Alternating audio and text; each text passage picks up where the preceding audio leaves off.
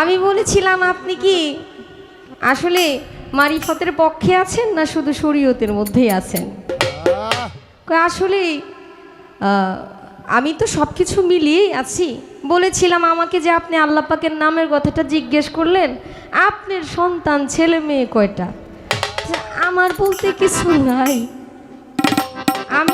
আমার বলতে আর কিছু নাই। আমি আসলে আমার কিছুই মনে করি না, কারণ 50 বছর আগে আমি ছিলাম না, 50 বছর পরে আমি থাকবো এর কোনো গ্যারান্টি নাই। তার মানে আমার কিছু নাই। এত কিছু করার পরে সে আবার সুন্দর করে বলতেছে যে আসলে হ্যালো হ্যালো, আমি আপনাদের সন্তান, আমি আপনাদের ছেলে, আমার বলতে কিছু নাই, কিন্তু তবু আমার কিছু আছে।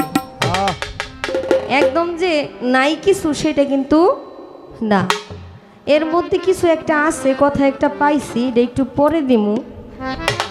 এর আগে আমাকে আরও অনেকগুলো কথা উনি বললেন যে মঞ্চ এত ছোট ছোট করলে কিন্তু খবর আছে। 45 মিনিট মানে মঞ্চ করার পরও যদি মঞ্চ আপনার কাছে ছোট মনে হয়, আমি কি 4 ঘন্টা দ্বারা একলাই গান গাইমো? এই তো লাইনে আইছে, কয় আমারও বায়না কইরা আনছে, আপনারও বায়না কইরা আনছে। আপনার না বলে কিছু নাই, তাইলে আবার আপনারও বায়না করছে, আমারও বায়না করছে, এন তো আপনার কথা আয়া পড়ছে। কয় আমারও বায়না করছে, আপনারও বায়না করছে, এত সারাসারি নাই। যদি আপনার কিছু নাই থাকতো তাইলে এই কথা কেন আপনি বললেন যে আমারও বায়না করছে, আপনারও বায়না করছে? আমি সত্তা যেহেতু আপনার মধ্যে নাই, তাইলে এই কথা আইলো কোত্থেকে? হ্যাঁ, ও বিচার মানি তাল গাছ আমার মায়েরে বাদ দিতাম না। এক ছেলে দরবার ডাক দিছে, আপনাদেরকে মানে তত্ত্ব তালিম বইলা কথা বলবো এটার কোনো যোগ্যতা বাবা আমার নাই, দেওয়ান বাড়ি কিন্তু পাশি। আপনারা যে কথা আমাদের কাছ থেকে শুনবেন এগুলো 50 বছর আগে শুইনা মুখস্থ টুটস্থ করে ফেলছেন। আপনাদেরকে বোঝানোর ক্ষমতা নাই, একটু বললে ভাল লাগবে, কোরআন কথা শুনলে মজা লাগবে, এর জন্য বলতাছি। এখন যদি বলেন এই বাচ্চা বন্ধ করো, আমার কিন্তু কোনো ক্ষমতা নাই কথা বলার। আছে কি? আপনারা সব জানেন না? জানেন। এরপরও এই যে অনেক সময় দেখবেন মানুষ যখন বৃদ্ধ হয়ে যায় তখন হাত পাও খালি কামড়ায়, চাপায়। এমন যদি একটা মানুষের হাত পাউটা একটু টিপা দেয় একটু ভাল লাগে, নিজেরটা নিজে টিপলে কিন্তু ভাল লাগে না। আমরা ছোট মানুষ বলতেছি, এতে আপনাদের ভালো লাগবে, এটাই হলো বড় কথা, এটাই বাস্তব। আপনি যে বললেন আমার এই কথাটা যে খাদিজা আজকে তোমার খবর আছে, ছোট ছোট মঞ্চ করলে কিন্তু কোনো সারাসারি নাই, একটা প্রশ্ন করলেই এখন মোবাইল আছে, কই মোবাইল প্রশ্নটা কইরা তো বেকায়দায় পড়ে গেছি, কারণ সাথে তো মোবাইল আছে। কই আজকে এমন প্রশ্ন করবো যেটা মোবাইলের মধ্যে নাই। আপনি করেন না প্রশ্ন, আমি কেন দিকে ডরাই নাকি? কি একটা অবস্থা! আপনি সারা রাত প্রশ্ন করবেন, আমি খাদিজা যদি জবাব না দিয়ে যাই তাইলে না কইবেন যে খাদিজা ময়মনসিংহ থেকে আইছে, একটা জবাবও দিতে পারছে। আপনি আগে আমারে জারি দেন কে? হ্যাঁ, এই সাহস আপনার কেটা দিছে? আপনি যে আবার জারি দিলেন, আচ্ছা থাক, জারি দিতেই পারে বড় মানুষ, জারি তো একটু দেওয়াই যায়। আপনি মারিফতের ভূমিকায় গান করলেন, আপনার স্তম্ভ কই? আপনি তো মাটি ফেলাইলেন না, এটা তো সঠিকভাবে শক্ত করলেন না, আপনি আমার ডাক দিলেন, ডাক দিলেই কি আপনার কাছে যামুগা? আমারও সে ডাকলো, আপনি আমার ডাহেন, আমি আপনার ডাহি, তাইলে সারা রাত তো ডাহা ডাহ যাবো। আপনি আমার চাইতেন না, আপনার তো আসতে হবে। আমি তো বলি নাই যে আমি আপনার পথে নাই, আপনি এটা কেমনে বুঝলেন যে আমি আপনার কাছে নাই? ওই বাজে ইসলামের ডঙ্কা শব্দ শোনা যায় রে, নবীর দিনে আয় রে তোরা, নবীর দিনে। আচ্ছা বাবা, এখানে কারা কারা মুসলমান হাত তুলি তো? হায় হায়। হ্যাঁ, আচ্ছা আমরা নবীর উম্মত মুসলমান তো ইনশাআল্লাহ। আচ্ছা আমরা নবীর উম্মত মুসলমান দাবি করি, আমরা এন সবাই মুসলমান। আপনি একটু ওই যে সনাতন ধর্মে যারা আছে হিন্দু পট্টির মধ্যে, ওইখানে যা একটু দাওয়াত দেন না ভাই। আপনি তো আঙ্গ মধ্যেই দাওয়াত দিতেছেন। আমার নবী তো ইসলামের দাওয়াত দিছে ইহুদি কাফের গোর কাছে, আমরা কি কাফের নাকি? হ্যাঁ, ও আঙ্গো কাছেই দাওয়াত দেন, কারণ মায়ের টাইর খাওয়ান লাগতো না তো, যেন মায়ের খাওয়ান লাগবো হেন দাওয়াত দিত না, হেন দাওয়াত নাই, হেন কইব না। ঠিক আছে, আপনারা ভালো কাজ চালায় যান। একটা গান গাই, গানটা একটু শোনেন।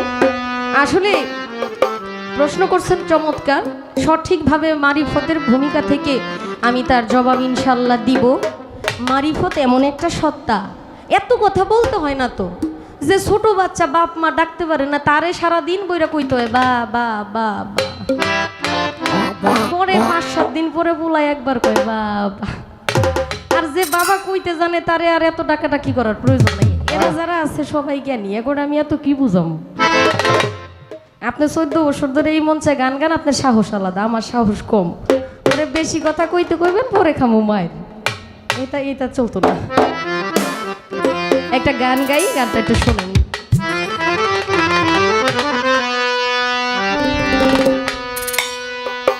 ছেড়ে দিয়া বহিরঙ্গ, জানতে হবে অন্তরঙ্গ। ছেড়ে দিয়া বহিরঙ্গ, জানতে হবে অন্তরঙ্গ। জমের ঘরে লাগাও প্রেমের চাবি, দেখা পাবি হানাফিলার দেশে যদি যাবি, হানাফিলার দেশে যদি যাবি, দেখা পাবি হানাফিলার দেশে যদি যাবি।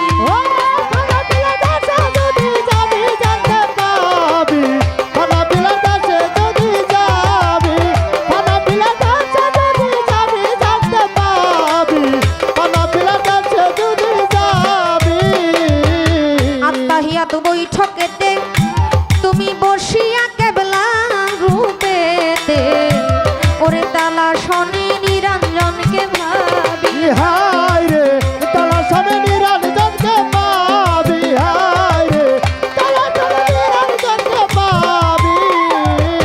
আত্মাহিয়াত বৈঠকেতে তুমি বসিয়া কেবলা রূপেতে, তালা শনি নিরঞ্জনকে ভাবি। তোমার নয় দরজায় দিয়া তালা, এক দরজা রাখো খোলা। নয় দরজায় দিয়া তালা, এক দরজা রাখো খোলা। সেই দরজায় মিলবে রূপের ছবি রে মোর, সেই দরজায় মিলবে রূপের ছবি, দেখা পাবি হানাফিলার দেশে যদি যাবি, হানাফিলার দেশে যদি যাবি, দেখা পাবি হানাফিলার দেশে যদি যাবি। হায় হানাফিলা দেশে যদি যাবি, দেখা পাবি হানাফিলা দেশে যদি যাবি, হানাফিলা দেশে যদি যাবি, জানতে পাবি হানাফিলা দেশে যদি যাবি। আল্লাহু হাজিরি, আল্লাহু নাজিরি, আল্লাহু মাহিয়া জানতে পাবি। হায় রে আল্লাহুম্মা ইয়া জানতে পাবি, হায় রে আল্লাহুম্মা ইয়া জানতে পাবি। আল্লাহু হাজিরি, আল্লাহু নাজিরি, আল্লাহু মাহিয়া জানতে পাবি। ওরে আল্লাহু তোর সঙ্গে আছে, আল্লাহু তোর সামনে আছে, আল্লাহু তার সামনে আছে, আল্লাহু তার সামনে আছে। আল্লাহু তোর সঙ্গে আছে, আল্লাহু তোর সামনে আছে। আল্লাহ তোর মধ্যে আছে মিশিরে মন, আল্লাহ তোর মধ্যে আছে মিশি, দেখা পাবি হানাফিলা দেশে যদি যাবি, হানাফিলা দেশে যদি যাবি, দেখা পাবি হানাফিলা দেশে যদি যাবি। এই হানাফিলা দেশে যদি যাবি, জানতে পাবি হানাফিলা দেশে যদি যাবি, হানাফিলা দেশে যদি যাবি, দেখা পাবি হানাফিলা দেশে যদি যাবি। ছেড়ে দিয়া বহিরঙ্গ, জানতে হবে অন্তরঙ্গ। জমের ঘরে লাগাও প্রেমের চাবি, দেখা পাবি হানাফিলার দেশে যদি যাবি। আমি গানের মধ্যে বলেছিলাম, তুমি যেতে যদি চাও মন ঢাকা, গুরুকে করো সখা। মানে গুরুর কাছে এমন একটা বস্তু আছে, তুমি যদি ঢাকা যাইতে চাও তাহলে গুরুকে তোমার সখা ভাবতে হবে, গুরুকে তোমার সকল কিছু ভাবতে হবে, তবেই তুমি ঢাকা যাইতে পারবা, নয়তো ঢাকা যাইতে পারবা না। নাজিরপুর কলাতিয়া বাজার থেকে ঢাকা 10 কিলো বা 11 কিলোমিটার, ভাইয়ের অনুমান মতো বলছে, আমি তো আর ঢাকায় থাকি না। কই তাহলে এই ঢাকা তো একদম কাছে, তা আপনি যে ঢাকার কথা বললেন ওই ঢাকাটা কোনটা? ওই ঢাকাটা যাইতে হইলে কি করার দরকার? ওটার মধ্যে কি প্লেনে যাইতে হইব নাকি জাহাজে যাইতে হইব, নাকি আপনি কেমনে যাবেন? ঘটনাটা কি আসলে? ঢাকাটা আসলে কোথায়? ঢাকার আশেপাশে 2-4টা স্টেশনের নাম বলুন। আসলে একজন ভক্ত যখন গুরুর কাছে যায়, গুরুর কাছে যখন আত্মসমর্পণ করে, গুরুর কাছে যখন হাত রাখা ওনার নিজেকে নিজের মতো করে আর রাখে না, গুরুর হাতে আত্মসমর্পণ করে দেয়, তখন তার কল যে জিন্দা হয়। ঢাকা মানে কি? নিজের মধ্যে নিজেকে চিনা জানা বুঝা। গুরুকে সখা ভাবলে ওই ঢাকা যাওয়া সম্ভব। যেমন আমাদের এই দেহের মধ্যে কল আছে, এই কল আস্তে বাবা আস্তে, এই দেহের মধ্যে একটা কল্প আছে। এই কল্প হইল একটা, এর মুখ হইল 2টা, একটা উপর দিকে একটা নিচের দিকে, একটা উপর দিকে মুখ করা, একটা নিচের দিকে মুখ ফিরানো। এটা যারা অলির বাড়িতে যায়, আল্লাহওয়ালাদের কাছে যায়, তারা জিকিরের মাধ্যমে এই কল্পটাকে জিন্দা করতে পারে এবং কল্পটাকে খুলতে পারে।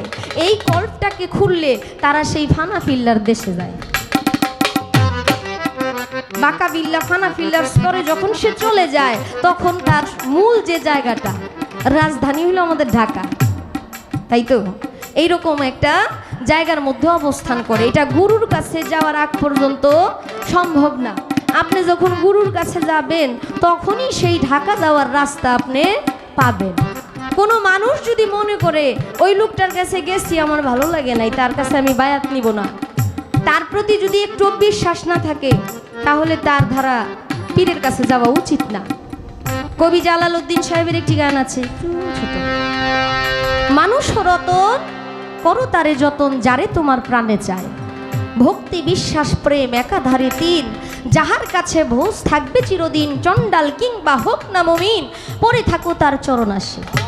মানুষেতে বিবাদ ঘটে, মানুষেতে ঘোল, মানুষেতে জ্ঞান বুদ্ধি, মানুষেতেই ভুল, কাটা দিয়া তুই কাটারে খুল, মরিস না আর বিষের জ্বালায়, নরকেরই রাস্তা দিয়া স্বর্গে চলে যাও, অমর হইবার ইচ্ছা থাকলে মরণ ঔষধ খাও, যেখানে তোমার পিছলে পাও উঠে দাঁড়াও সেই জায়গায়। মনসুরে কয় নিজে খোদা অপরাধ নাই তার, এক ভিন্ন দ্বিতীয় কইলে আমরা সকলে গুনাহগার, বিষ খেয়ে কারো হয় উপকার, অমৃত খেয়ে কেউ মারা যায়। হালালেতে হারাম আছে ভাবের বিপর্যয়, এক শব্দ স্থান বিশেষে ভিন্ন অর্থ হয়, ভাব বুঝিয়ে জ্বালালে কয় প্রেমের হাওয়া লাগলো না মন। যতক্ষণ পর্যন্ত ভক্তি বিশ্বাস প্রেম কারো কাছে আত্মসমর্পণ না হবে, আপনি ঢাকা কেন কেরানীগঞ্জ চিনবেন না? জানো না রে ও ভ্রান্ত কিসে গুরুর ভজন হবে, জানো না রে ও ভ্রান্ত, যার সাথে নাই প্রেম প্রীতি, যার সাথে নাই, যার সাথে নাই প্রেম প্রীতি, তার পূজায় কি মন বসিবে, জানো না রে ও ভ্রান্ত মন কিসে গুরুর ভজন হবে, জানো না রে ও ভ্রান্ত মন। ওরে যার সাথে নাই প্রেম প্রীতি, যার সাথে নাই, যার সাথে নাই প্রেম প্রীতি, তার বোঝাই কি মন বসিবে, জানো না রে ও ভ্রান্ত মন কিসে গুরুর ভজন হবে, জানো না রে ও ভ্রান্ত মন। যাহার বদন দেখা মাত্র মনে জাগে আনন্দ,